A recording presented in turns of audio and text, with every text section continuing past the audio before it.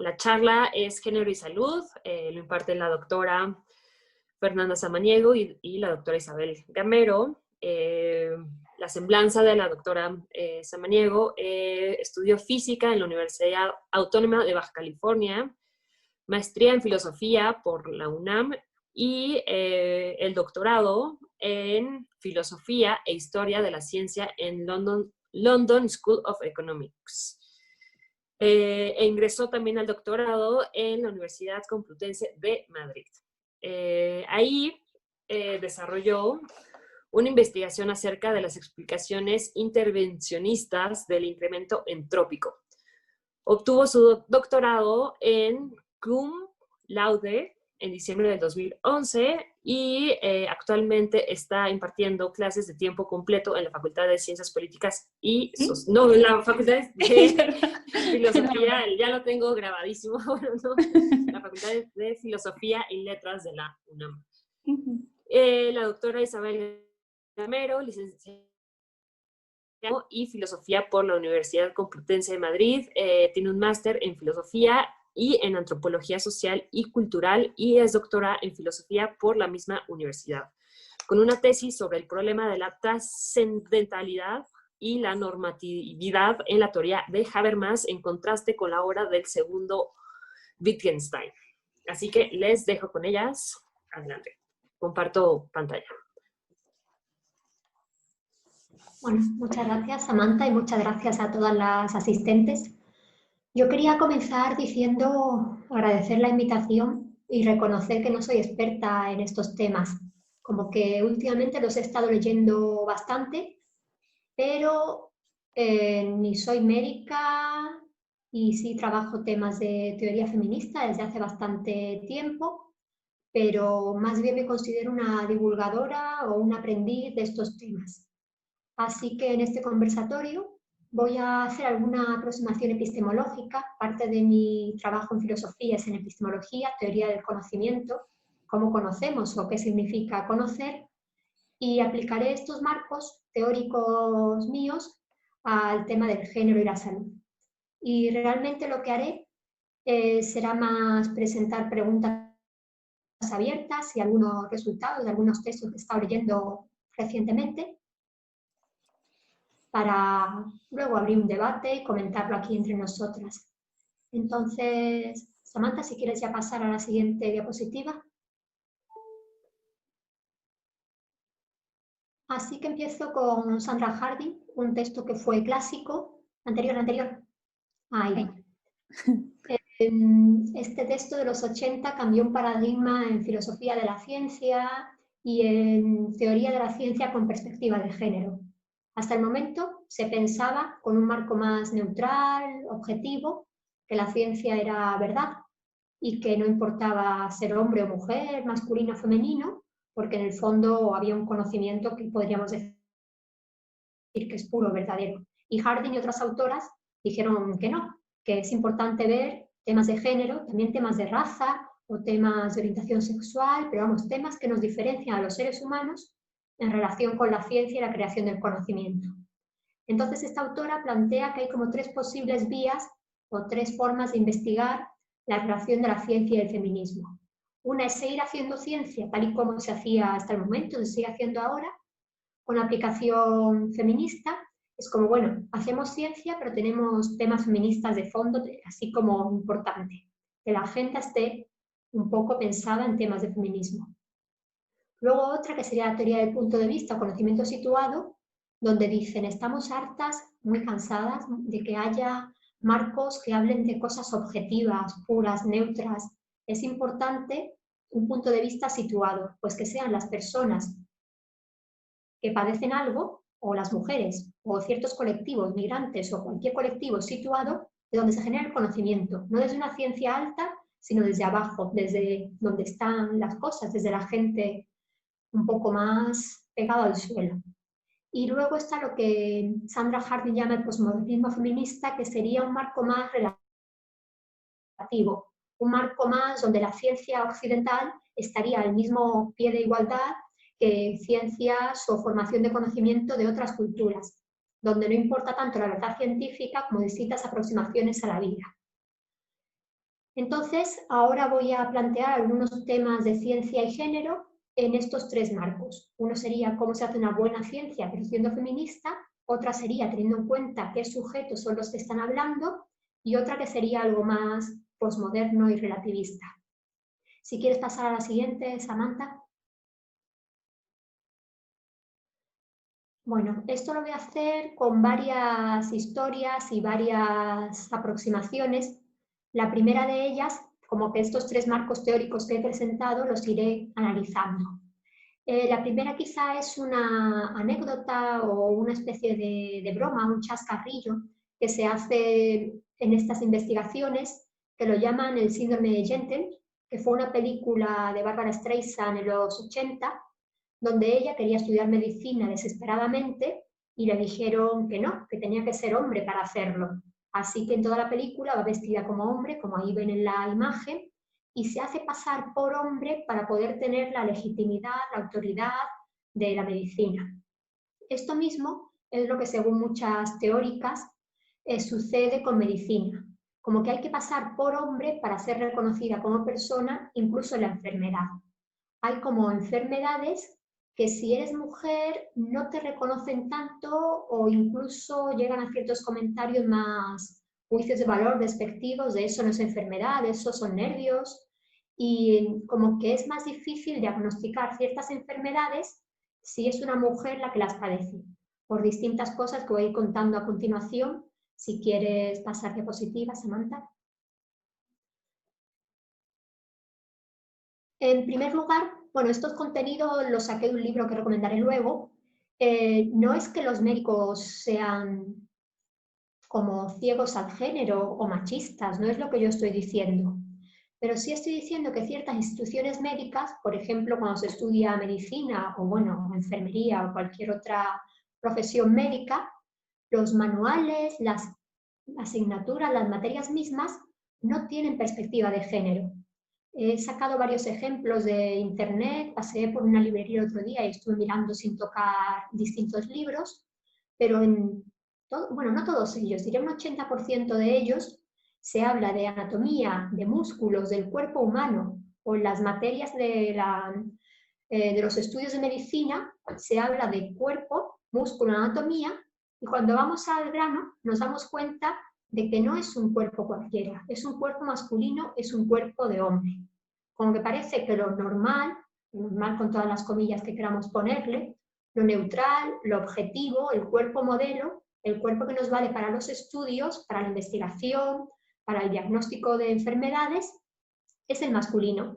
¿Y la mujer dónde queda en todo esto?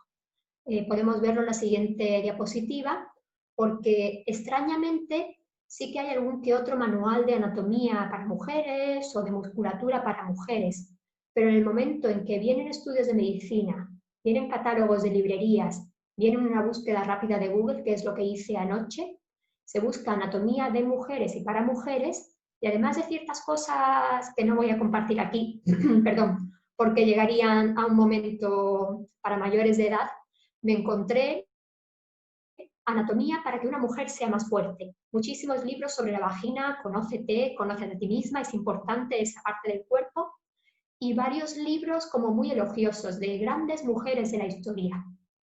Pero entonces, las mujeres en la medicina o somos un objeto de deseo sexual en ciertos productos, o un órgano concreto nada más, o algo a mejorar como ejercita tu musculatura, o ciertos modelos a seguir que son muy importantes, Marie Curie o las primeras investigadoras que estuvieron con temas de vacunas, como que son grandes señoras que las reconocemos por sus méritos.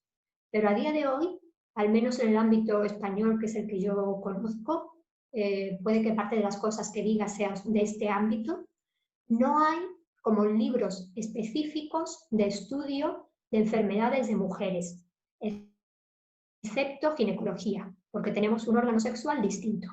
Pero aquí, ya pasando a la siguiente diapositiva, cabría preguntar, ¿realmente las mujeres somos exactamente iguales que los hombres, excepto los órganos sexuales?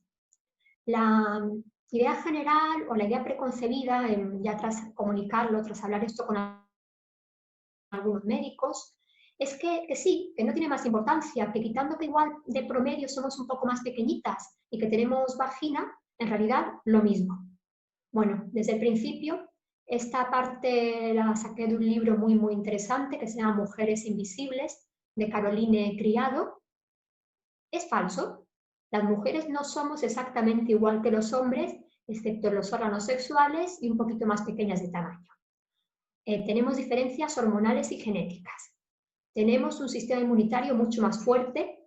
Se piensa que por el momento embarazo, para tener más defensa respecto del exterior, lo que causa que tengamos más enfermedades autoinmunes que los hombres, pero con una proporción, lo tenía por aquí, como que un 80% más que los hombres de enfermedades autoinmunes. Distintas respuestas a las vacunas y a los medicamentos. Por tener un organismo distinto, con un sistema inmune muy fuerte, tenemos distintas respuestas a las vacunas, a los medicamentos, como que estaría muy bien investigar estos temas, por ejemplo, en relación con la vacuna de la COVID, que ahora se habla tanto de ella. Tenemos distinta masa muscular distribuida de distinta manera en el cuerpo. Hay diferencias a nivel celular y hay enfermedades con distintos síntomas. Como que esta primera idea, que podemos llamar prejuicio, de que hombres y mujeres son iguales excepto en el tamaño y los órganos sexuales, se desvela falsa. Aquí ya podíamos entrar como que las cosas que dije antes. Para una ciencia feminista sería importante tener en cuenta estas diferencias y aplicarlas al conocimiento anterior científico, médico de hombres. Para un punto de vista situado, habría que ir a la diferencia específica de las mujeres y crear conocimiento desde aquí. Para el posmodernismo feminista, cada cuerpo podría ser distinto y además de mujeres y hombres tendríamos que tener en cuenta muchísimos factores distintos, diferenciales y crear un conocimiento múltiple. Esto se me hace difícil, pero sí que me parece importante pensar en distinto origen, distinto tamaño, distinto color de piel, distinta, no sé, como todas las diferencias, como que se van viendo distintas respuestas a esta pregunta. Pero bueno, lo que sí que me quería destacar aquí, antes de pasar a la siguiente diapositiva, es que somos distintos y esto tiene consecuencias muy graves en la investigación médica. Si quieres puedes pasar, Samantha. Ahora ya, como que en la segunda parte de la charla, un poco senté el marco teórico, voy a ver algunos ejemplos de por qué estas diferencias existen y son importantes. Tenemos que tenerlas en cuenta en un caso de investigación médica, de enfermedad, de diagnóstico y de tratamiento. Lo haré con varios ejemplos y ya luego terminaré con alguna reflexión más general. Lo primero, pues ensayos clínicos. La mayor parte de estudios que estudian, valga la redundancia, enfermedades y su tratamiento, tenemos esta enfermedad, tenemos que ver qué medicina es mejor o peor para curarte. Todo lo que, insisto, estamos ahora viendo con AstraZeneca y Pfizer y la cura del virus.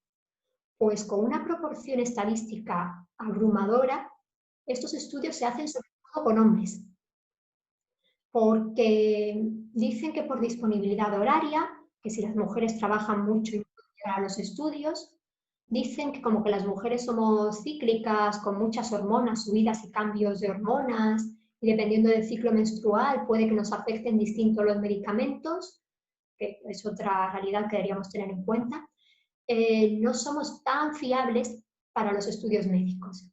Esto hace que la mayor parte de los estudios médicos estén ensayados, estudiados en varones y que luego estos mismos medicamentos los impartan por igual a hombres y mujeres sin que sepamos muy bien si nos afectan o cómo nos afectan. Por ejemplo, si tenemos mayor sistema autoinmune, como dije antes, o distinta masa corporal, un mismo medicamento puede tener efectos muy distintos.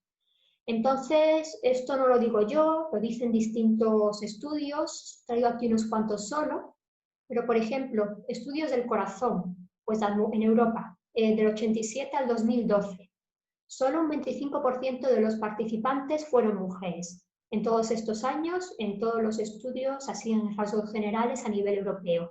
75% varones.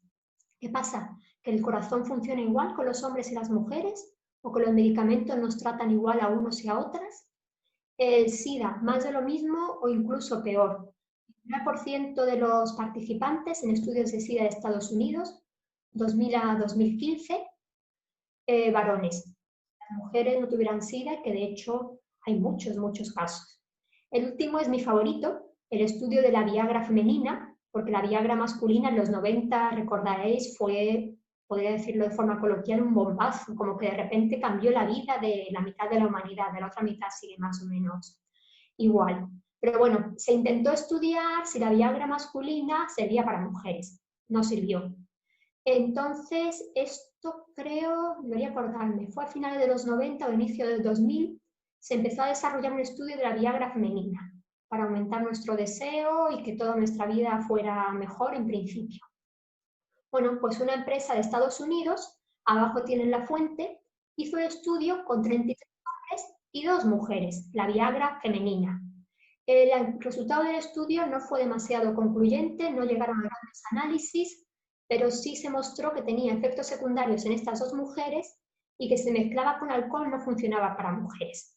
Es decir, un completo despropósito, que algo pensado realmente para mujeres se estudie con hombres y que los resultados al final sean que, bueno, vale, para los hombres puede que funcione, para las mujeres no.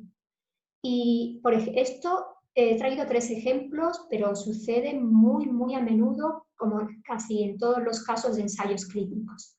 Si quieres pasar a la siguiente diapositiva, seguiremos viendo algunos ejemplos de dificultades en medicina y género, que no sé si lo he dicho, pero estos son como otras formas de violencia. Quizá no la forma explícita de violencia que primero conocemos, de los golpes y la violencia física, pero sin embargo, que una mujer, en este caso, tenga un infarto de corazón, de miocardio, y no la reconozcan, no la traten, no vean que tiene enfermedad, teniendo en cuenta además que el infarto, si se diagnostica y se trata en las primeras 6-8 horas, es un problemilla, bueno, no un problemilla, pero es algo de fácil solución. A partir de las 8 o 10 horas empieza a ser algo no reversible, con muchos fallos y bastantes problemas muy, muy serios, llevando a la muerte. Entonces, también por este mismo cosa que iba diciendo antes, distinto cuerpo, distinto organismo, distintas respuestas, los síntomas del infarto son distintos entre hombres y mujeres. Los de los hombres son los que todas conocemos, hemos visto en las películas: me duele el pecho, se me va el hombro, me encuentro fatal, ay, llama 911, infarto. A las mujeres, la mayor parte de los casos no tienen esos mismos síntomas, que no quieren decir que no tengan un infarto. Aún lo tienen, pero como los síntomas son distintos, pues no los reconocen. Primero saqué unos textitos de una página web divulgadora de medicina que me pareció bastante decepcionante. Habla del síntoma común de los hombres y luego dice que las mujeres generan señales atípicas. Las palabras que más me interesan en estos estudios o en estos textos que les traigo, las señalé en color. ¿Por qué las mujeres tienen señales atípicas? Siempre se dice, es que no se diagnostica tanto infarto a las mujeres porque son atípicas. Es como, no señores, no es que sean atípicas, es que no tienen los síntomas que tienen los hombres, porque no son hombres. Tienen los síntomas que tienen las mujeres. Son sus propios síntomas. Y es importantísimo que los profesionales en medicina conozcan estos síntomas para que las mujeres sean tratadas, reciban el tratamiento adecuado que merecen para salvar su vida en caso de infarto.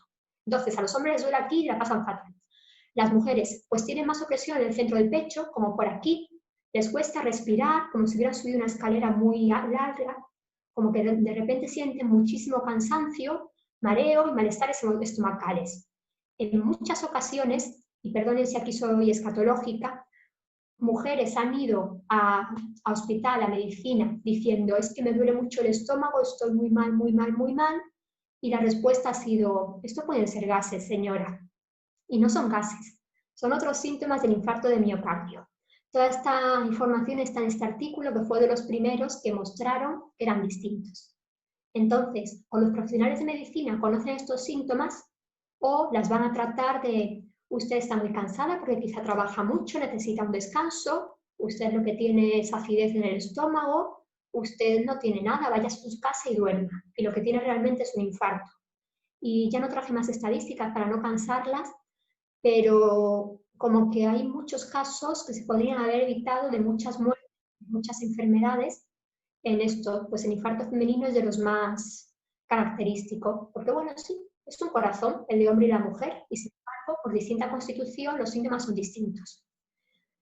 En el caso de la COVID, lo quería traer, pero es tan reciente, sabemos tan poco, que no es que tenga muchos datos. Pero hablando con varias profesionales de la medicina y con varias amigas que están allí haciendo investigaciones en estos temas, los síntomas más conocidos es como problemas respiratorios y bronquiales, que te cuesta respirar y de repente no hueles.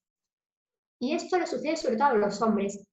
Las mujeres, al parecer, tienen otra clase de síntomas, más fiebre y también como problemas estomacales, una cierta descomposición corporal, que el cuerpo entero se te pone como muy mal, con escalofríos, más como una gripe y menos como una afección pulmonar. Esto también es importante porque parece ser que hay más hombres diagnosticados y dicen que las mujeres tienen menos COVID. La pregunta sería, ¿tienen menos COVID? Pues ciertamente es que los síntomas son distintos. También hay como más mortalidad en ciertos casos.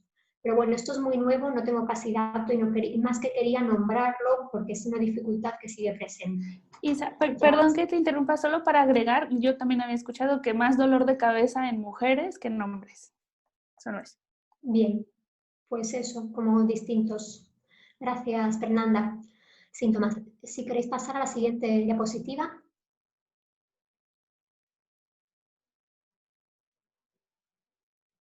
Empezamos ya, o ya terminamos, mejor dicho ya, con lo que serían enfermedades de mujeres.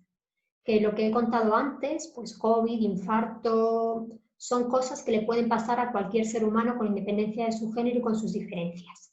El problema que vengo diagnosticando se hace todavía más agudo, más problemático, cuando son enfermedades que solo le pasan a mujeres o lo pasan en mayor parte de los casos a mujeres. Una de las más, no voy a decir más conocida, porque de hecho no es muy conocida y sin embargo afecta a millones de mujeres, sería la endometriosis. Como antes, busqué un poquito por internet, saqué un par de textos de estas páginas divulgadoras de medicina y contrasté con textos oficiales, datos oficiales, y en este caso con datos de personas que conozco, mujeres que conozco que tienen esta enfermedad y que son activistas de reconocimiento de la endometriosis. Pero bueno, según esta página web que te habla de enfermedades, la endometriosis es una enfermedad inflamatoria y benigna. No es cierto, no es benigna. Puede causar muchas muertes y muchos fallos porque el endometrio, que es el tejido uterino, se te va expandiendo por todo el cuerpo y se adhiere a otros órganos y puede hacer que falle el riñón, la vejiga. Como toda esta parte está tan cerca y abajo, puede fallar fallo multiorgánico.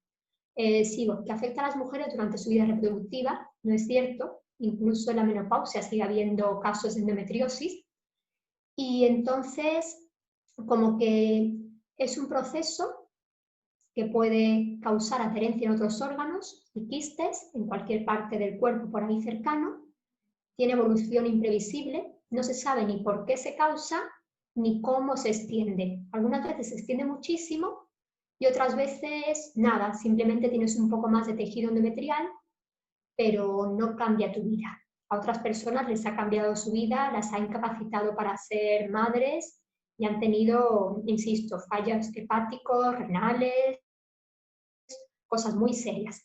Entonces, como que la información general que llegamos de esta enfermedad es como, bueno, es una cosa que pasa, que no sabemos lo que es y que puede ser grave o no.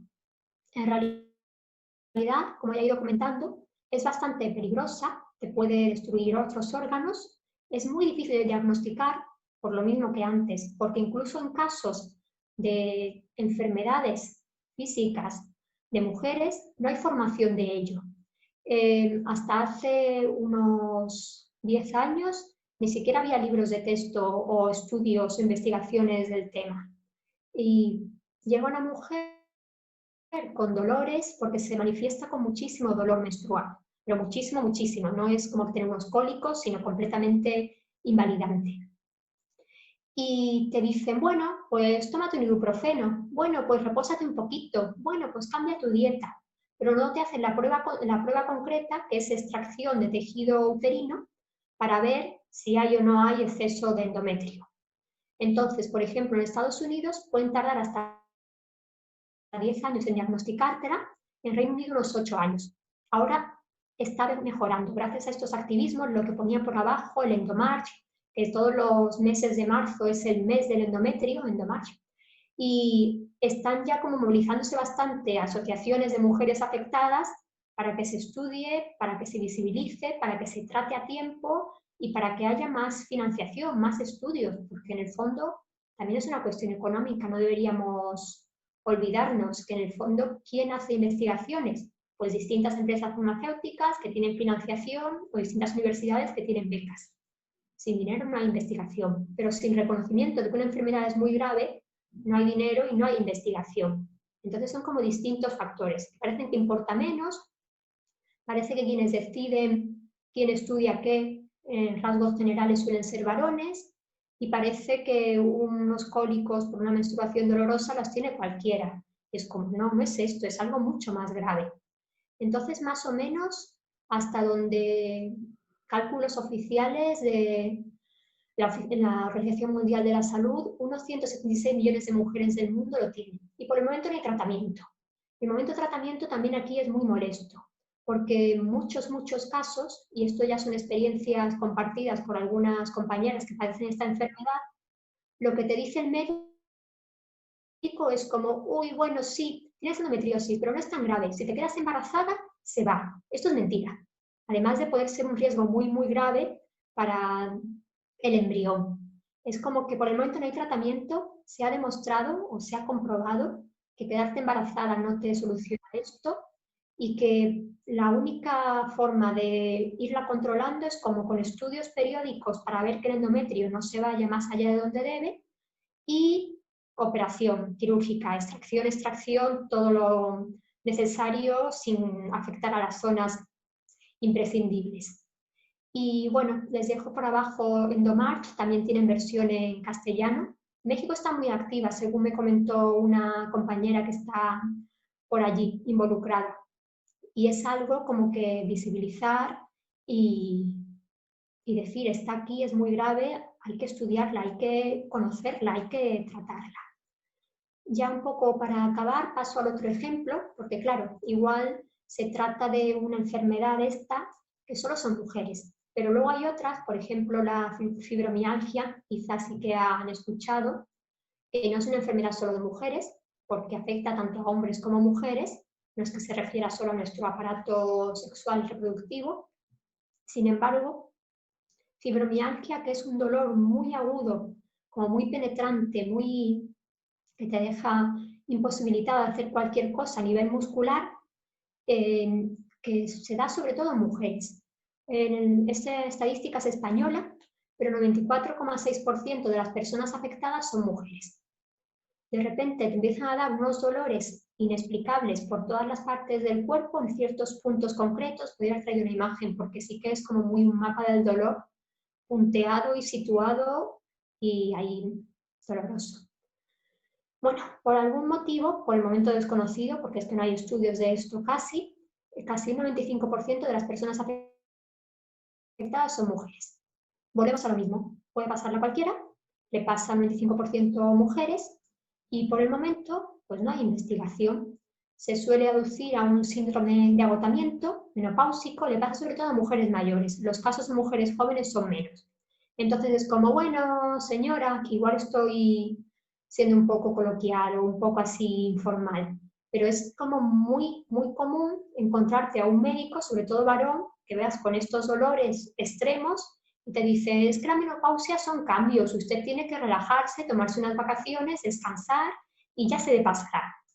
O muchas veces son trastornos psicológicos, efectos del nido vacío, una mujer, todos sus hijos se han ido y se han creado su propia familia y de repente está mal. Es como, bueno, usted está llamando la atención con algún síndrome psicológico y son cosas de los nervios. Pero no, ciertamente una vez que empezaron a hilar casos, a hacer estudios, ya no individuales y como esta es una responsabilidad individual, es una cosa de tus nervios, se ha visto que hay ciertas pautas que se repiten sistemáticamente en distintas personas con la misma enfermedad. Ya hay al menos cartografía, sintomatología, como que en estos puntos te van doliendo y se repiten. No es que te duela aquí una persona y otra persona le duela en la rodilla. Tienen ahí como puntos neurálgicos, parece tener que ver con los nervios en el sentido de las conexiones en los músculos, no de los nervios de la cabeza. Pero bueno, en ese caso hay pautas similares, poco investigadas, pero hay presentes. Curiosamente, este artículo de Tosal está disponible en las redes y está muy bien porque explica todo esto de forma bastante más clara y con más detalles. Pero bueno, va describiendo cómo las mujeres con fibromialgia le dicen que son temas que son mayores, la menopausia, y el 5% de varones que tienen esta enfermedad, primero, se los toman como más en serio, como si los síntomas fueran más graves, y suelen primar las explicaciones de tipo biológico. Misma sintomatología, distinto sexo, distinta explicación. Entonces, pues de nuevo, como tener en cuenta las diferencias de género, aquí tenemos en cuenta las diferencias de género y vemos que las mujeres tienen un tratamiento distinto.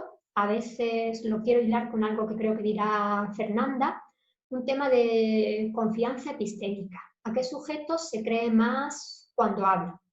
A las mujeres siempre es como, uy, igual usted está exagerando un poquito, y cuando hablan los hombres, como que son sujetos más de conocimiento fiable y su voz sí que tiene valía, reconocimiento, autoridad.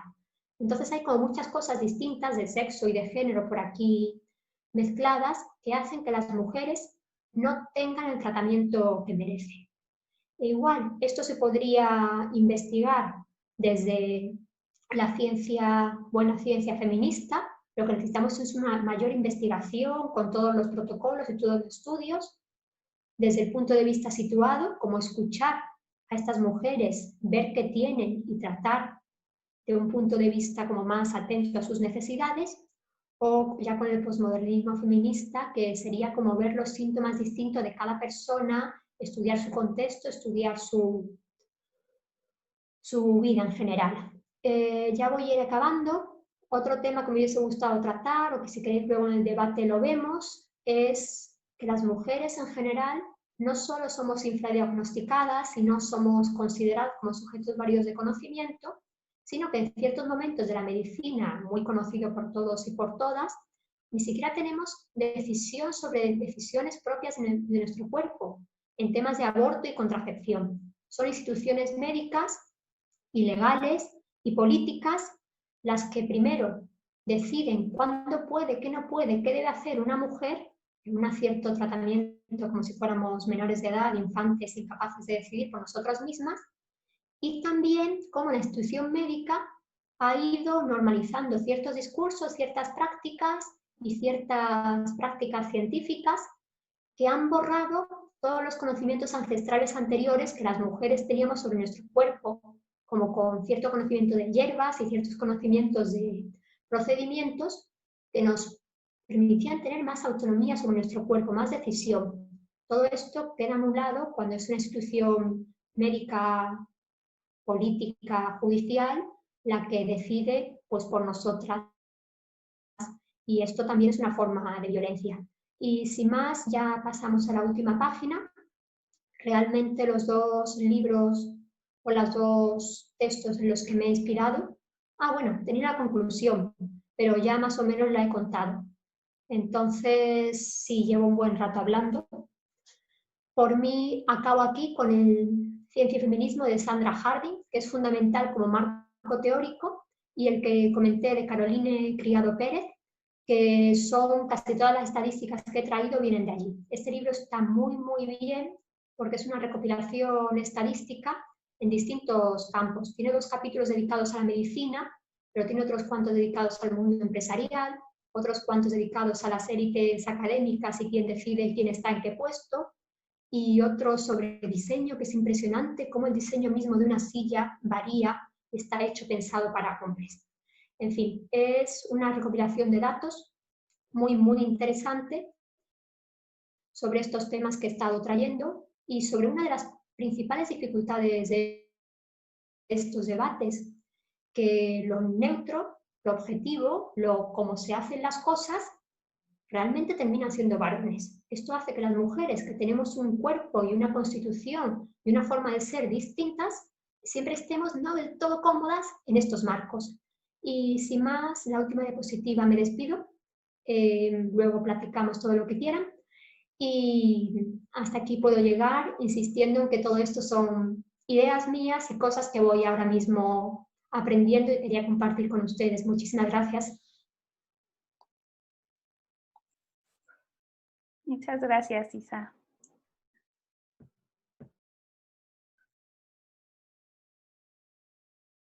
Muy bien. Sam, ¿quieres decir algo o paso directamente a hablar yo? Perdón, es que tuve complicaciones, pero sí, por favor. Adelante, Bueno, Fer, la doctora Fernanda muy Samaniego. bien. Muy bien. Pues voy a compartir pantalla para ver las imágenes que quiero que ustedes... A ver, déjenme quitar esto. Listo. Sí, yo quisiera compartir algunas imágenes y con cada imagen voy a leer un poco de notas de lecturas que estuve haciendo.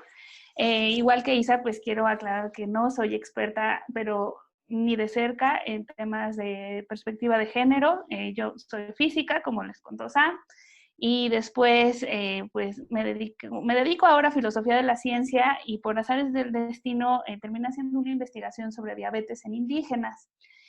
Y pues nada de esto tiene que ver con género, pero hoy hice un ejercicio y un esfuerzo como de conectarlo con una perspectiva de género y pues vamos a ver cómo sale este experimento.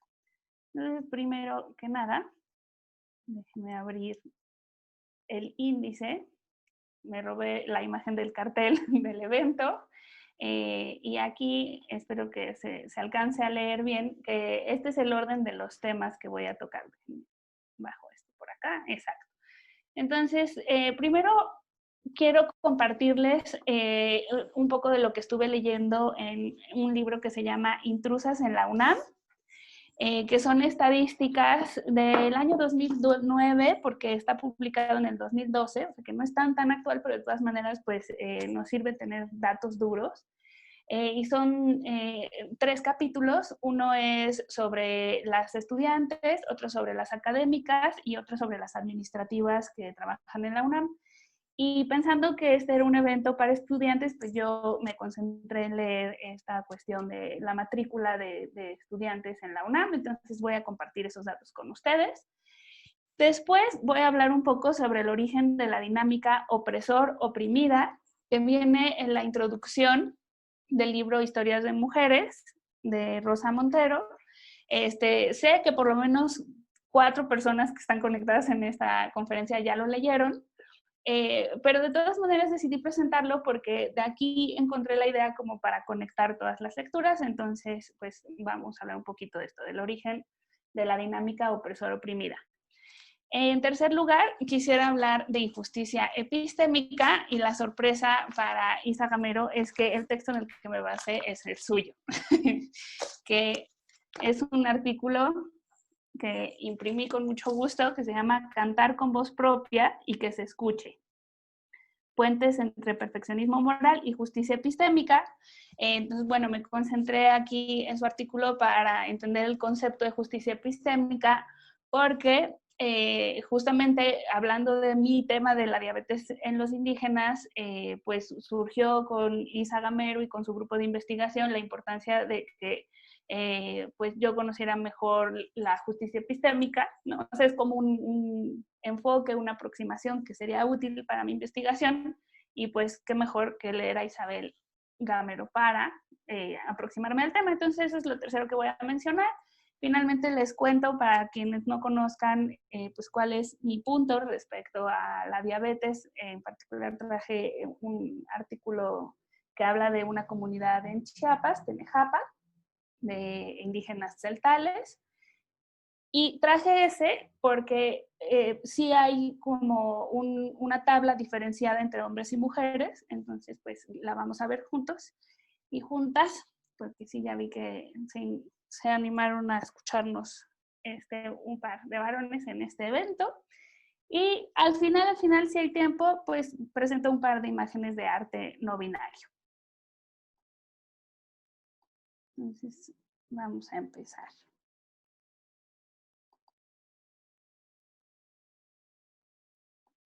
Muy bien. Como que lo ideal sería dejar nada más la imagen del libro que estoy citando.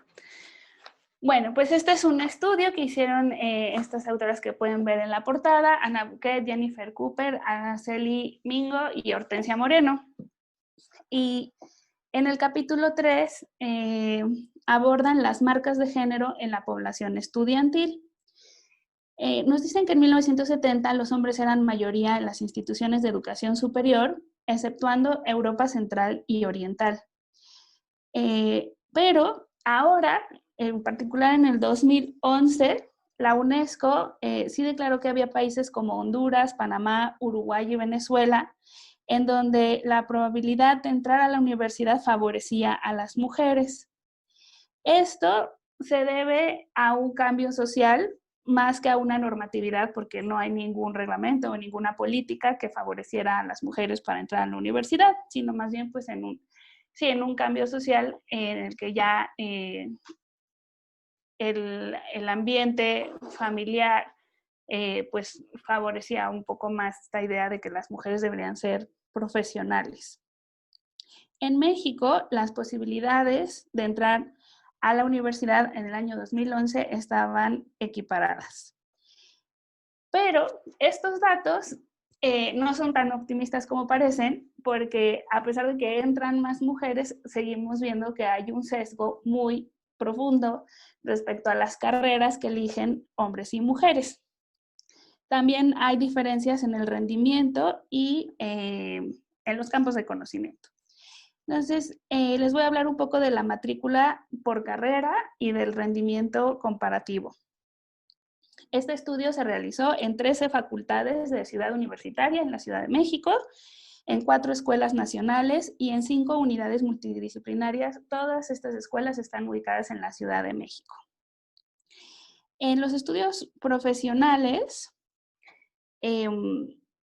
se registró que habían ingresado a la universidad 85,000, casi 86,000 mujeres y 79,000 hombres. No sé, bueno, si sienten que es necesario, puedo escribir esto en el pizarrón, los datos, pero el caso es que tenemos 6,000 mujeres más que hombres y 56 no especificaron sexo. Y me pareció muy importante resaltar este dato porque todavía en muchísimas estadísticas solo se toma en cuenta hombres versus mujeres y pues las comunidades trans y queer y todo están haciendo como un esfuerzo por ser cada vez más visibles y que también se les tomen en cuenta. Entonces aquí de estos 85,000 más 79,000 hay 56 personas que no quisieron especificar su sexo y que nos da una idea de la minoría que es, ¿no? Bueno, como ya nos podemos imaginar, las diferencias más fuertes entre poblaciones masculinas y femeninas se encuentran, o debería ser hombres y mujeres. Perdón por todos los errores que pueda cometer por no estar tan familiarizada con este campo de estudio. El caso es que las carreras universitarias en donde hay más diferencias entre hombres y mujeres son ingeniería y enfermería. En ingeniería el 18% son mujeres y el 81% son hombres, mientras que en enfermería el 84% son mujeres y el 16% son hombres. Entonces aquí ya voy a pasar a la siguiente imagen, que es la de esta enfermera. Y que claramente no es un arte que favorezca mucho nuestra visión al respecto. De las 85 carreras que se pueden cursar en la UNAM, 30% podríamos clasificarlas como carreras que están pobladas por más mujeres, 35% por más hombres y un 34% de las licenciaturas se consideran mixtas. Las masculinas, por ejemplo, se refieren a la industria y a la construcción. También en las ciencias físico-matemáticas encontramos un 26% de mujeres, 76% de hombres, y me gustaría aquí sentirme orgullosa de que muchas veces estoy fuera de las estadísticas. Yo estudié física y también Mariana Maneiro, que sé que está aquí entre el público, es una ingeniera que estuvo haciendo un doctorado en China para construir cohetes, entonces me siento muy, muy orgullosa de que estemos fuera de las estadísticas. Entre las carreras mixtas están Derecho, Educación y Ciencias Sociales. Por ejemplo, en Ciencias Sociales hay un 51% de mujeres y un 48% de hombres. Y las licenciaturas que se consideran femeninas son Humanidades, Artes, Ciencias Biológicas y Ciencias de la Salud, teniendo, por ejemplo, 65% versus 34% de población de mujeres y hombres. Entonces, esto muestra que las tareas vinculadas con el altruismo y el cuidado de los demás se establecen como quehaceres femeninos, mientras que la ciencia de trabajo de educación es el campo más popular de estudio entre las mujeres, teniendo una alta probabilidad de graduarse si terminan la carrera.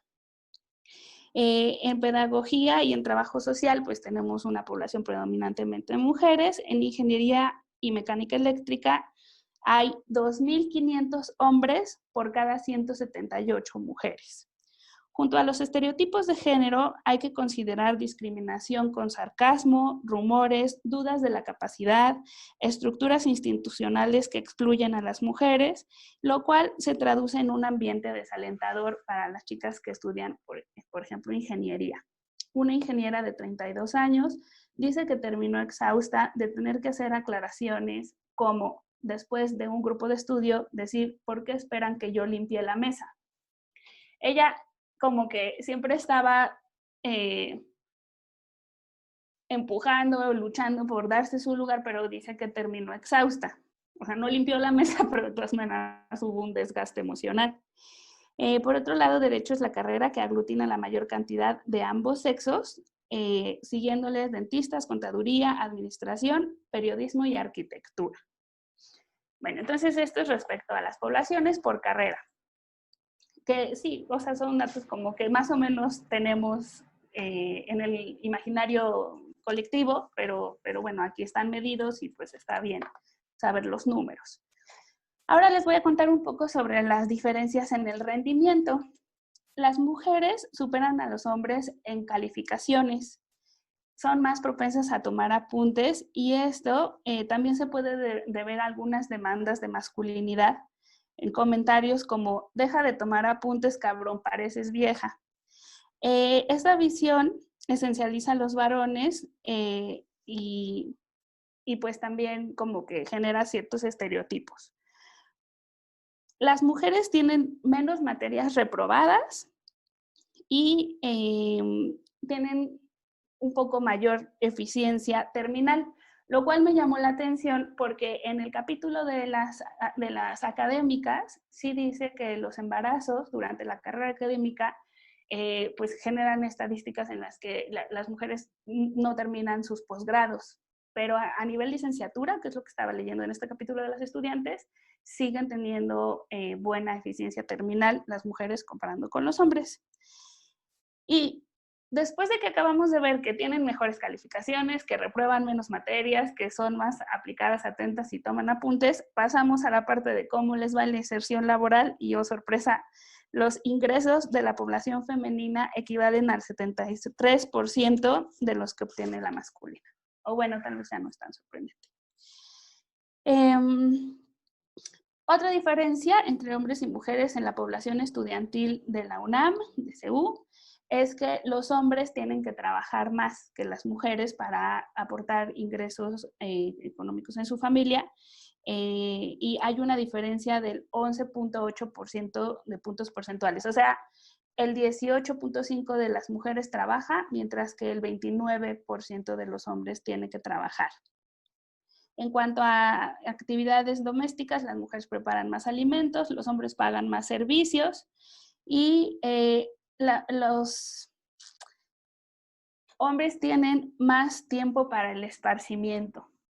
Hay una recomendación de Otto Neurath y Marie Neurath, donde parten nuestro día de 24 horas en 3 partes iguales de 8 y nos recomiendan que durmamos 8 horas, trabajemos 8 horas y descansemos 8 horas.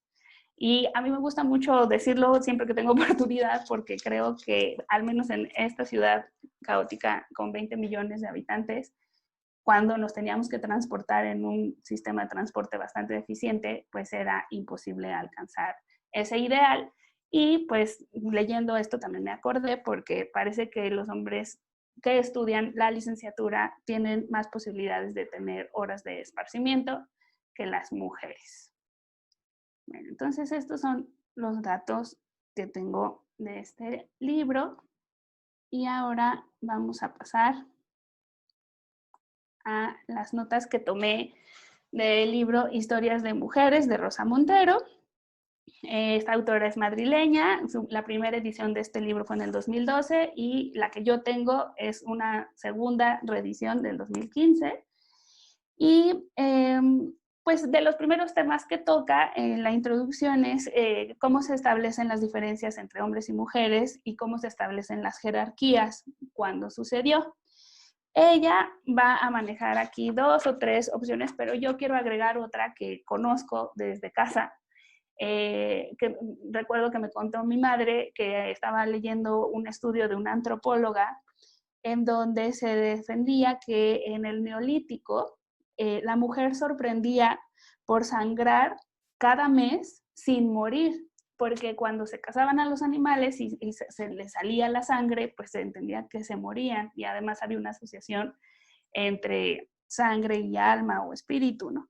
Entonces, bueno, en el Neolítico la mujer sorprende por sangrar y no morir y también asombra por la capacidad de parir, de soportar el dolor. Y para no sentirse amenazados ante este poder, los hombres las hacen pasar por una serie de rituales, como por ejemplo raparlas la primera vez que tienen la menstruación.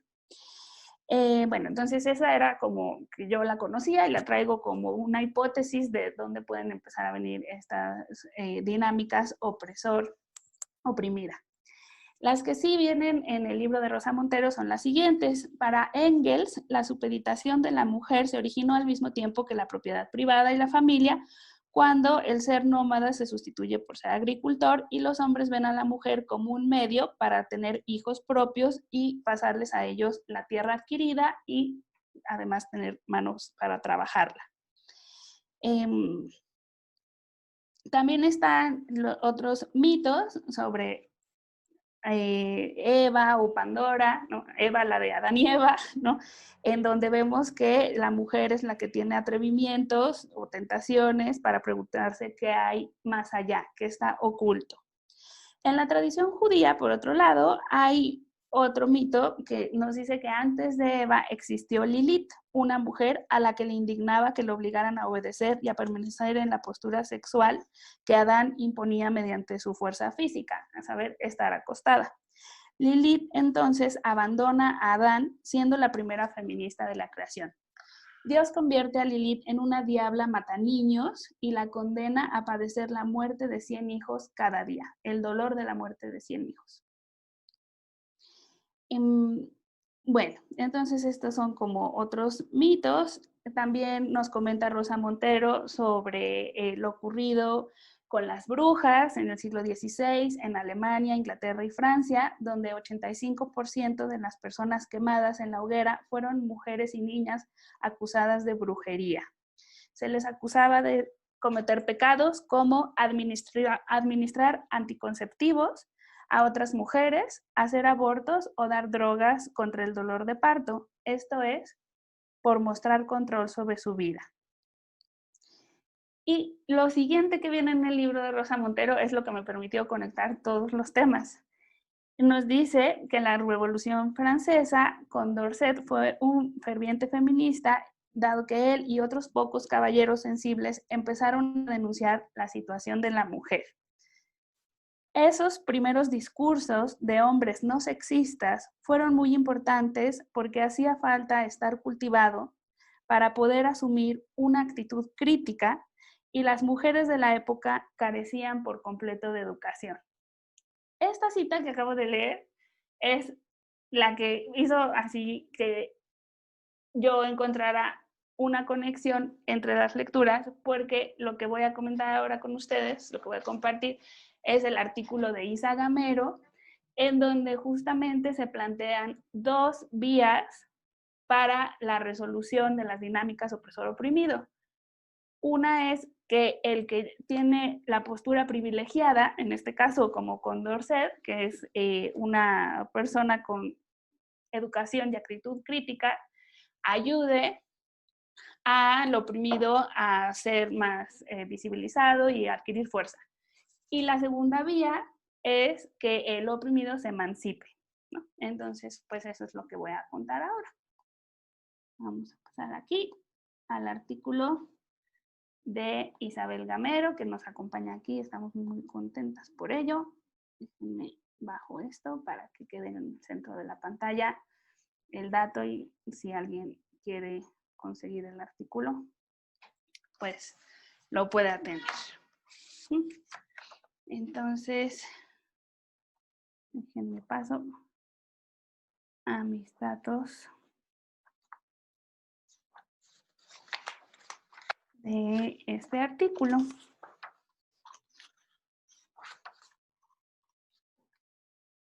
Ya voy, están aquí mis notas, pero como no las hice en orden. Cantar con voz propia y que se escuche. Muy bien. Bueno, lo que yo busqué en este artículo, sobre todo, fue el concepto de justicia epistémica, porque como les contaba al principio, pues me sirve para analizar la situación entre los médicos, digamos, educados en la universidad con una noción de medicina occidental y los enfermos indígenas que acuden con diabetes a recibir un tratamiento allí. Entonces vamos a ver las definiciones de injusticia epistémica que Isabel presenta en este artículo y que vienen de José Medina y de Miranda Fricker, y son las siguientes. Deben estar por aquí abajito, pero quisiera dejarles mejor el dato del artículo por si alguien lo quiere tomar en pantalla. Bueno, en nuestras sociedades se dan relaciones de poder y de resistencia desiguales, así como estructuras normativas que afectan a la distribución del reconocimiento y de la credibilidad, que no es igual para todas las personas. Esto es de José Medina. En estas diferencias se encuentra una forma concreta de violencia simbólica y estructural que se denomina injusticia epistémica. Y aquí se está siguiendo a Fricker. La injusticia epistémica es una forma de discriminación basada en sesgos y vicios epistémicos que bloquea las oportunidades de acceso y de participación de algunas personas en los procesos de conocimiento, lo que las perjudica. Como consecuencia, las palabras o testimonios de ciertas personas o colectivos no pueden ser escuchados ni atendidos de forma suficiente debido a las formas de expresión propias de esta persona o colectividad.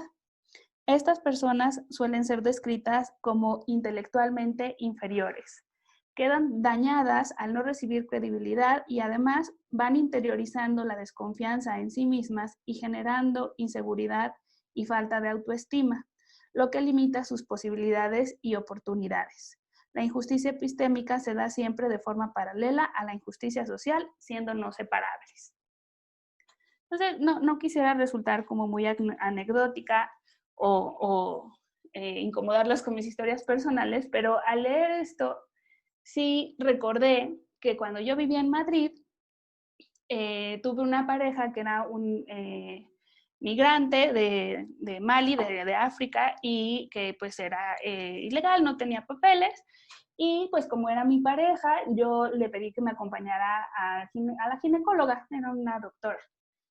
Y bueno, lo primero es que él se resistió bastante, o sea, me dijo que no, que fuera yo, que el por qué, etc. Y ya que fuimos, me di cuenta que la doctora nunca lo volteó a ver ni habló con él, Y me pregunto si hubieran sido un par de españoles, si la actitud de la doctora hubiera sido igual a la que tuvo, ¿no? O sea, como que leí esto y pensé en esa situación, y como esta charla es de salud y de injusticias epistémicas y de mujeres, pues quise compartirlo. Muy bien. Bueno, todo esto de la injusticia epistémica deriva en la ceguera de algunas personas para reconocer las dificultades de otras. Y hay dos tipos de ceguera, la cognitiva y la emotiva. La emotiva es que pues, hay personas que simplemente tienen déficit de empatía y que se puede corregir esto con ciertos procesos de aprendizaje. Y la otra, la cognitiva, es la que tiene que ver con lo que simplemente no puede ver el sujeto, no tiene como la capacidad. Igual aquí sí, o sea, me quiere corregir, pero bueno, pues son las notas que yo tomé del artículo. Y lo que nos comparte Isa Gamero en este texto, pues es que hay una diferencia entre las propuestas de Cavell, Stanley Cavell, y las de Medina, donde está aquí José Medina y Stanley Cavell, respecto a cómo se pueden resolver los casos de injusticia epistémica a esta falta de reconocimiento que reciben algunos colectivos. Entonces, en el caso de Cavell, se aboga más porque suceda lo que sucedió en la Revolución Francesa, que es que las personas desde una postura privilegiada dediquen esfuerzos a, no sé, por ejemplo, que la mujer tenga derecho al voto sí, a visibilizarlas en los espacios de poder. Y la propuesta de José Medina es más bien atendiendo a lo que él llama las heroínas epistémicas, como Sor Juana Inés de la Cruz, o como, ¿dónde está aquí? Juana de Arco, ¿no? Estas ejemplos, como justamente decía Isa, ¿no? Que siempre nos muestran como estos ejemplos de mujeres excepcionales que por alguna circunstancia tienen acceso a la literatura o tienen acceso a la fuerza que necesitan para emanciparse. Nos dice Isa Gamero, aunque Medina valora la valentía de las heroínas para luchar contra la opresión, también destaca que nadie puede iniciar una lucha y transformación social en solitario, sino que, en primer lugar, es necesario que esa persona adquiera las herramientas para comprender la situación injusta y cambiarla. También es necesario que otras personas reconozcan esta lucha y la continúen. Y bueno, Isa termina pues subrayando que hay que tornar a la filosofía académica más cotidiana y buscar respuestas y propuestas de acción ante las dificultades que nos han tocado vivir. Entonces, en eso no podría estar más de acuerdo con ella. Le habrán sonado sus propias palabras en la conferencia que di hace poquito, que ella escuchó, sobre los diabéticos indígenas, porque justamente pues yo decía algo así, ¿no? O sea, que de qué nos sirve tener modelos epistémicos que acceden a la verdad absoluta si luego en el momento práctico de querer curar a una persona, pues no tenemos el resultado deseado porque no estamos siendo sensibles a una situación contextual, ¿no? Entonces, déjenme paso a la siguiente parte. Y la verdad no sé cómo voy de tiempo, creo que me voy a pasar, pero bueno. Yo creo que cuando sean 12:15 me callo un poquito para ver si quieren empezar el debate. Ok, paso rapidísimo a la cuestión de la diabetes, sobre todo para hacer hincapié en el tema de la salud. Lo que yo he estado investigando en los últimos 4 años es la cuestión de la diabetes y cómo se trata en el sistema público mexicano cuando se atienden a ciertos colectivos indígenas.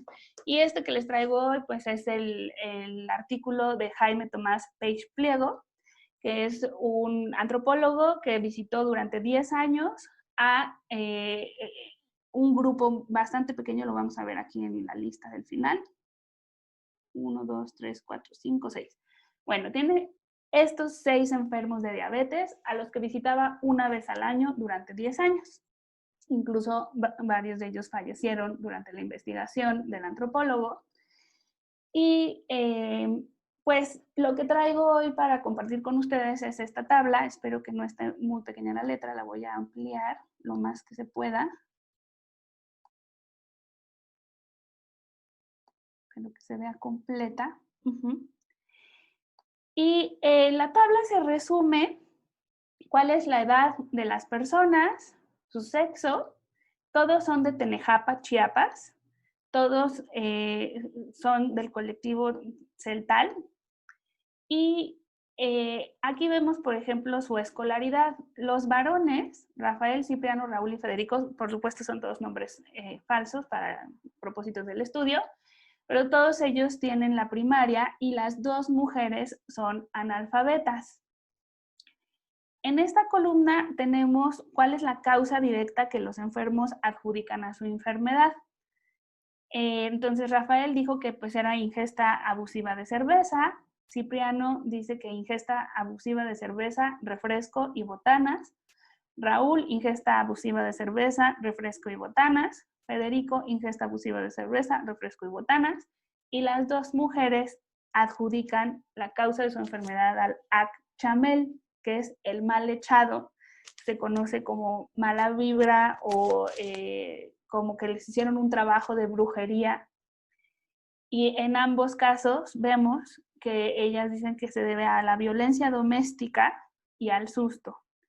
Una de estas 2 mujeres vio cómo su marido mató al hijo que ella había tenido con otra pareja de joven, y pues ella dice que esa fue la causa de la diabetes, ¿no? Esa es la causa que desencadenó. Los varones no señalan causa desencadenante, excepto Raúl, que dice que tuvo un susto cuando vio morir a su compadre en un accidente de carretera. Y las 2 mujeres sí adjudican una causa desencadenante, que es así el momento en el que les dio diabetes. Lo que yo he venido pues de el último año es que además de un manual de medicinas que se les deben administrar a los diabéticos, que son hipoglucemiantes, y si no funcionan los hipoglucemiantes, que son pastillas, ya se procede a las inyecciones de insulina, pues además de eso se necesita un mediador, de preferencia un antropólogo, pero no necesariamente, que ayude a la comprensión mutua entre la cosmovisión del médico y del enfermo. Porque si llega además residente, estudiante de medicina con su manual, tampoco con grandes experiencias, a decirle al señor Raúl que haga ejercicio y que se inyecte la insulina, y Raúl llega a su casa y toma aguardiente con sus 2 compadres y le dicen, ¿qué crees? Que yo tengo un amigo que tomó insulina y se quedó ciego. Yo que tú no tomaba insulina. Bueno, pues no, o sea, no va a haber ningún éxito porque no hay una conexión entre una realidad y la otra. Y por supuesto ese señor Raúl no se va a poner a hacer aeróbics, ¿no? Se tiene que saber cuáles son sus actividades físicas, en cuáles se les puede decir que aumenten, y sobre todo, o sea, aumenten la actividad, y sobre todo, sí, como que quisiera hacer hincapié en la importancia de que valoremos los conocimientos que ellos, los enfermos de diabetes en Tenejapa, Chiapas, tienen y que son mejores que los nuestros en cuanto a la relación con la naturaleza y respeto de la naturaleza, que yo creo que nos tendría en un punto mucho mejor del que estamos en la cultura occidental si aprendiéramos de ellos. Entonces no hay una verticalidad epistémica, sino una horizontalidad. Y bueno, esta es más o menos la propuesta que yo digo, que hay tantísimas personas profesionales desempleadas que tienen que hacer su servicio social al salir de la carrera, pues podrían apoyar en este tipo de situaciones para que los encuentros entre los médicos y los enfermos pues sean más fructíferos y se alcance un fin común, que es que la persona se sienta mejor, tenga o sea, que el cuerpo de la persona tenga un mayor bienestar. Eso es el objetivo en común. Entonces, bueno, esto respecto a la diabetes y espero como que se vaya viendo cuál es la conexión con la injusticia epistémica. Y ya voy a terminar.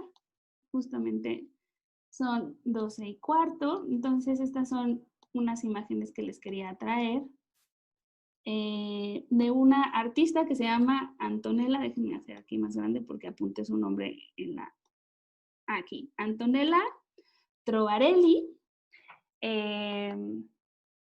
que pues se dedica a pintar personajes que no sean ni claramente hombres ni claramente mujeres, entonces es un arte no binario. ¿Y por qué lo quiero traer? Pues porque quiero como que pensemos juntas en cómo resolver los casos de injusticia epistémica. Entonces, una opción, como nos decía Isa, es que el que está en la posición de poder genere visibilidad. Otra opción es que el oprimido se emancipe. Y otra opción que yo digo, pues es esto, que haya como mediadores. Y también traigo esto como opción, ¿no? O sea, como opción de, a través del arte y a través como de cómo vamos construyendo las visiones del mundo, pues vayamos proponiendo otras maneras de concebir las situaciones, ¿no? Y no tanto como desde un punto, digamos, que perpetúe la diferencia entre hombres y mujeres. Bueno, pues creo que ahora sí, esto sería todo por mi parte. Déjenme ver qué más tenía aquí abajo. Bueno, tengo otro cartel queer. También ir destruyendo masculinidades obligadas.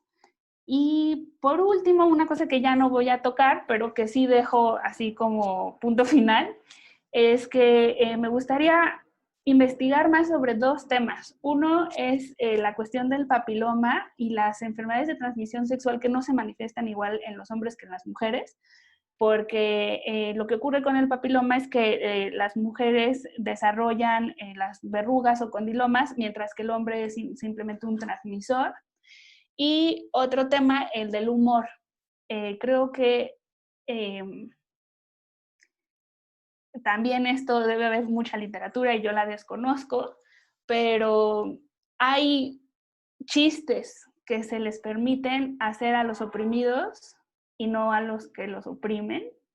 Y es, creo, como muy interesante lo que le da risa a cada persona y desde dónde le da risa, ¿no? Entonces, pues son dos temas que dejo así abiertos como para platicar con ustedes y ya dejo de compartir pantalla. Muchas gracias.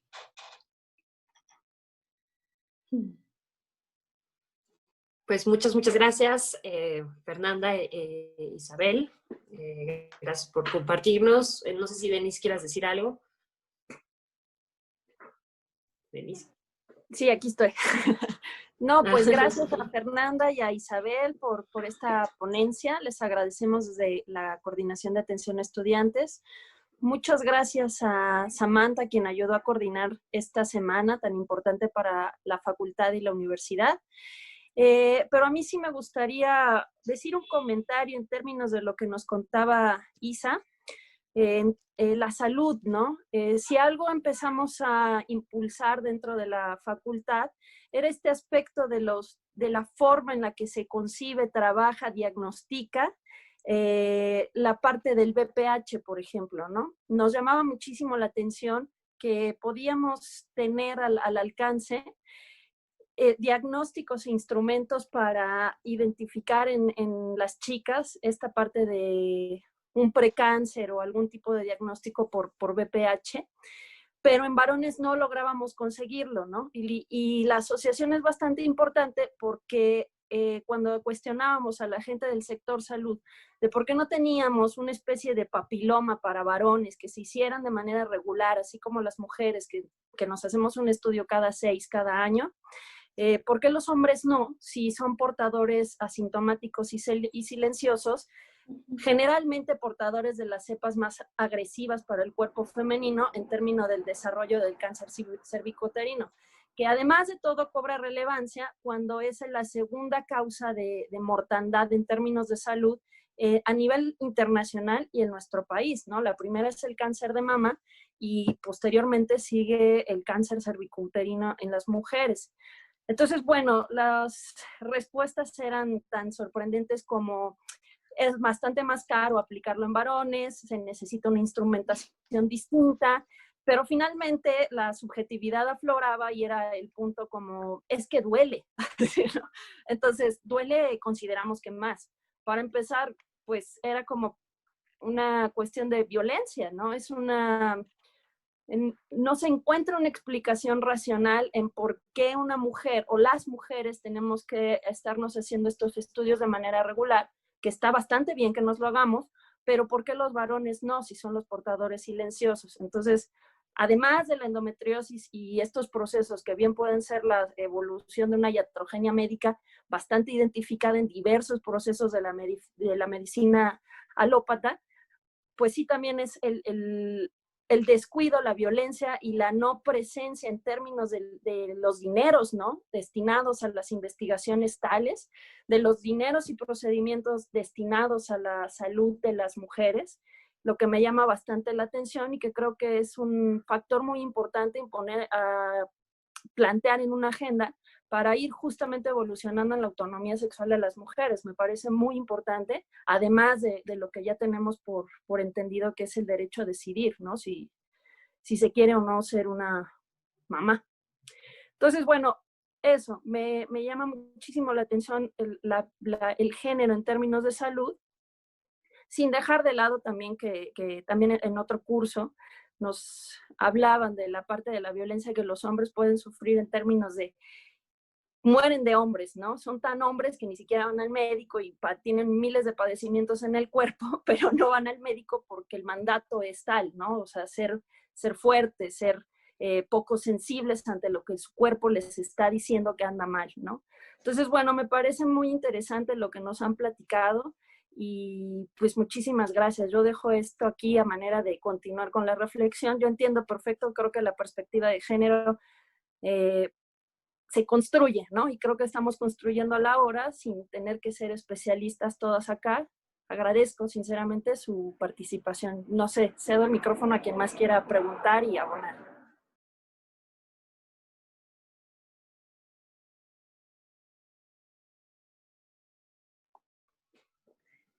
Yo sí tenía un comentario para lo que Isa nos compartió.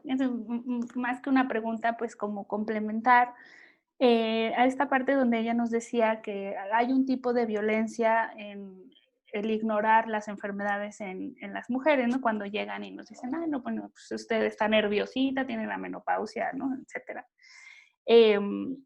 Y a esto quisiera agregar el hecho de que algunas mujeres oculten sus propias enfermedades, porque me ocurrió, sobre todo cuando viví fuera de la Ciudad de México, 5 años, que escuché un par de historias de madres de familia que ya venían sintiendo dolores o así, pero como para no preocupar a sus hijos, pues esperan un montón de tiempo antes de acudir al médico. Entonces, o sea, hay una violencia de parte de la institución y una violencia de parte de la mujer hacia sí misma. Sí, sin duda. Es otro factor muy, muy relevante en estos debates y es el propio silenciamiento o el ponerse por detrás de la familia, de las mujeres, que en muchos, muchos casos, no tengo aquí la estadística, las mujeres no hacen caso a sus síntomas, no por lo que nos decía antes Denise, que los hombres no hacen caso a sus síntomas por hombría, por yo soy fuerte, sino en el caso de las mujeres es por humildad o por no atender a sus propias necesidades. Como que mi hipótesis es que por nuestra construcción de género como cuidadoras, siempre ponemos las necesidades de otros delante de las nuestras en marcos generales. Y hay mucho problema de diagnóstico, incluso el mismo ejemplo del infarto que les traje, porque las mujeres dicen, bueno, es un dolorcillo, no será nada. Y claro, ya llega un momento que es algo muy, muy grave. Sí, sin duda sería otra forma de violencia y de autoviolencia impuesta a nuestros cuerpos por educación. Respecto al papiloma, sí que por la otra pregunta que me pareció también relevante, Les puedo contar que aquí en España es lo mismo. No hay estudios de papiloma en varones. De mujeres hay muy poquitos, pero salió recientemente no, hace unos 10 años, ya se me van las fechas, una vacuna del papiloma femenino. Polémica, porque era una empresa privada, la vacuna era carísima, no era pública como para todas las mujeres, sino solo para las que pudieran pagar, y con ciertos efectos secundarios sospechosos, que no estaban del todo seguros que funcionara. Y era para mujeres. Entonces, parte de las activistas que estamos en estos temas decíamos lo mismo que dicen por allá. Primero, investigación para los hombres, que son los transmisores silenciosos, y segundo, pues vacuna para los hombres contagiados, no para todas las mujeres, o peor aún, para las mujeres que puedan permitírselo, porque puedan pagarla. Es como un asunto muy, muy preocupante y se ven los sesgos de género, los sesgos de clase y los sesgos económicos. Entonces, sí, un tema muy serio, el papiloma. Sí. Y si nadie más, o bueno, igual hay alguna otra pregunta, pero yo quería hacerle algún comentario a Fernanda, que me gustó mucho su presentación. Adelante, Isa, si quieres haz tu comentario. Y luego Mariana puso unas palmaditas, pero yo no sé si es que le está levantando la mano, pero vamos, Bueno, ahora le damos la palabra. Tú primero. Primero, gracias. Creo que es la primera vez que alguien me lee y me comenta. Ha sido bonito. Y luego, interesante, las 3 vías que has visto más o menos para superar esta injusticia epistémica se me hacen muy semejantes a las 3 vías de conocimiento que he presentado yo. Por un lado, la ciencia más objetiva, más Condorcet ilustrando al pueblo, o los médicos ilustrando al pueblo.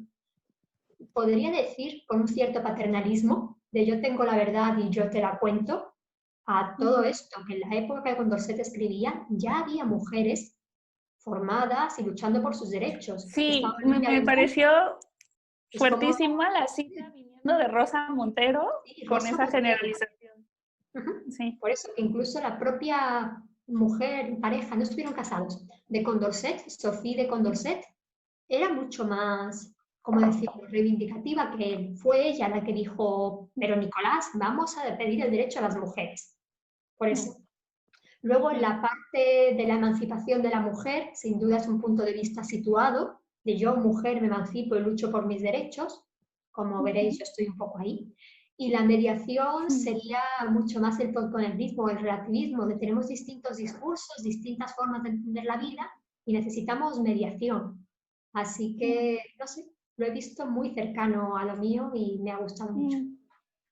Ah, muy bien. Pues sí, yo no había visto como el paralelismo entre las 3 vías de solución y tus 3 aproximaciones epistemológicas, pero sí está muy bien, ya lo puse aquí, la mediación y el posmodernismo.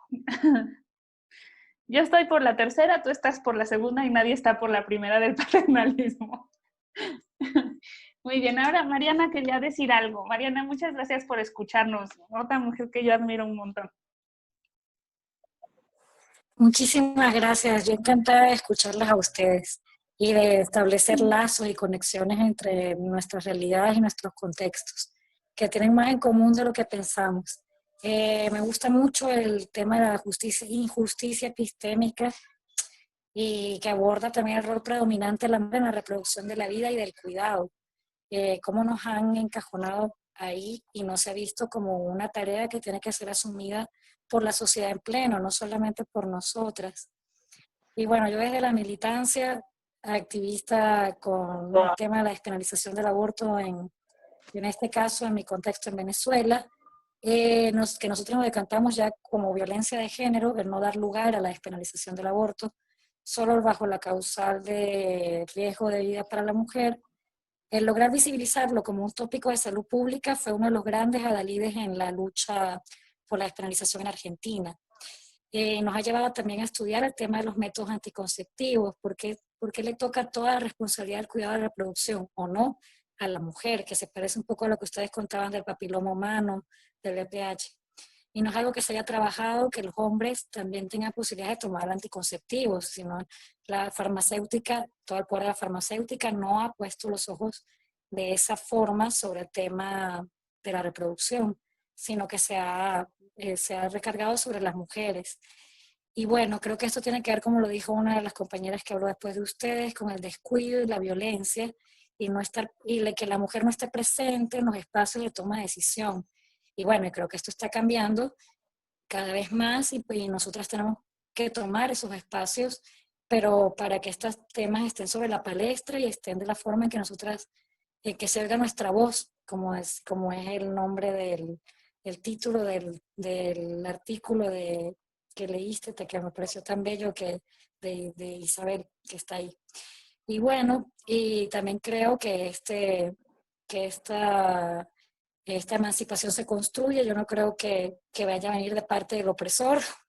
No creo que sí, y desde la práctica, bueno, hemos visto que por ahí no viene, sino de construir redes y de emanciparnos nosotras, y además aprendiendo de una de la otra, y aprendiendo de experiencias en paralelo y experiencias en red. Y bueno, eso es lo que les quería decir, y agradecida de poder escuchar temas de salud y cómo lo están viendo y cómo lo están abordando desde México, desde la UNAM. Y bueno, agradecida con Fernanda, que es una investigadora acuciosa y que hace un despliegue detallado de todos los tópicos a los que se aproxima. Y bueno, con Isabel, de haberla conocido a través de su paper que presentaste tú. Muchísimas gracias. Muchas gracias, Mariana, por venir. Les vamos a pasar el video que hiciste sobre la información de la legalización del aborto en Venezuela, que está muy, muy bien preparado y pues hay que seguirlo difundiendo.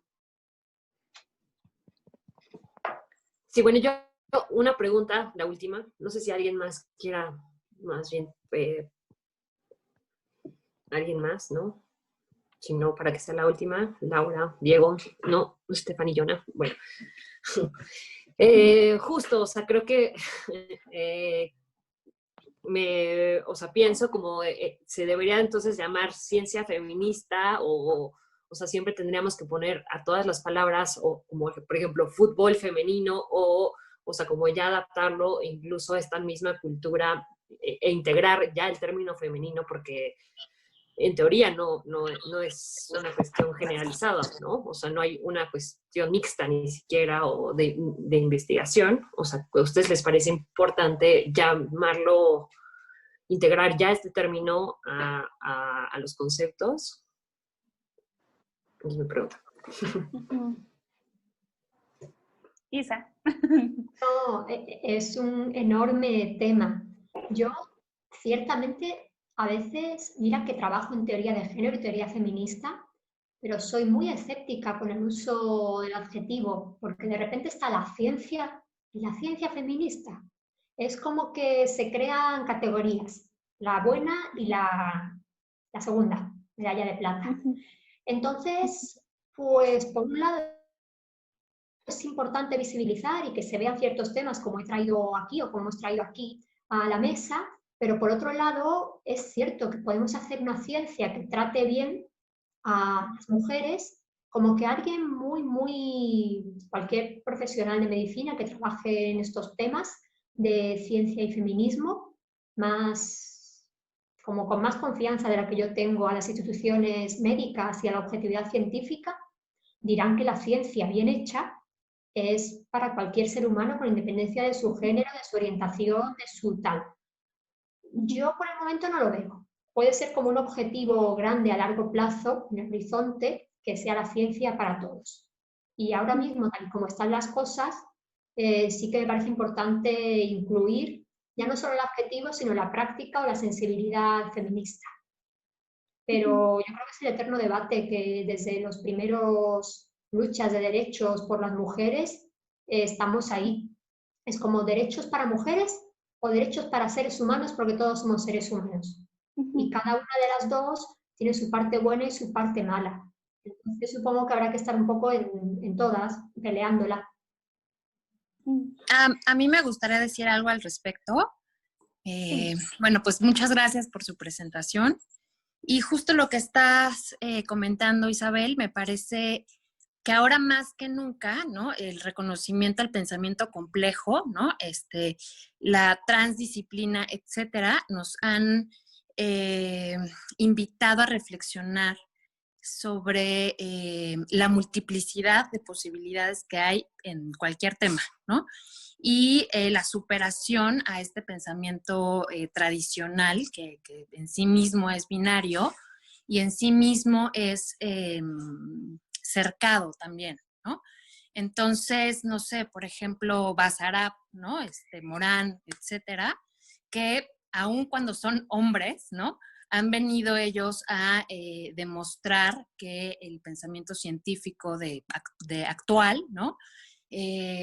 No puede ser, o sea, que es más filosófico en la medida en que se va abriendo hacia, pues sí, lo multidimensional, ¿no? Y que en cualquier cosa existe lo femenino y lo masculino, ¿no? Y que la ciencia no puede ser masculina o puede ser femenina, sino más bien existe, pues sí, complejizar en que un estudio no puede ser solo para mujeres o solo para hombres, ¿no? Sino reconocer la individualidad y a partir de ahí crear, no sé, o sea, conexiones infinitas que existen en el mismo conocimiento epistemológico, ¿no? Y ya. Gracias. Sí, pues yo quisiera compartirles como una conversación que tuve con otra colega del doctorado que se llama Nayeli Hernández, también es filósofa de la ciencia. Y bueno, ella toda la vida ha sido zapatista y estábamos hablando sobre como la vía de la violencia o de la no violencia y el hecho de que se generen políticas exclusivas para indígenas o todos somos iguales y entonces hay que tratarnos como iguales, pero es que la cuestión es que no somos tratados como iguales, ¿no? Y esto se aplica también a la cuestión del metrobús o de los vagones diferenciados para mujeres en el metro de la Ciudad de México, en donde pues también hay dos vías, ¿no? Una es así, por darle un trato preferencial al que ha sido maltratado o decir, no, todos somos iguales, vamos a tratarnos iguales, pero mientras nos educamos para tratarnos con respeto, se tienen que tomar medidas que sí hacen la diferenciación, porque no estamos en igualdad de trato. Entonces, esa fue mi conversación como de 4 horas con Nayeli, que les dije en un tuit. Muy bien. Bueno, pues por mi parte sería todo. No sé si alguien más. No, pues no sé si quieras cerrar, Denise.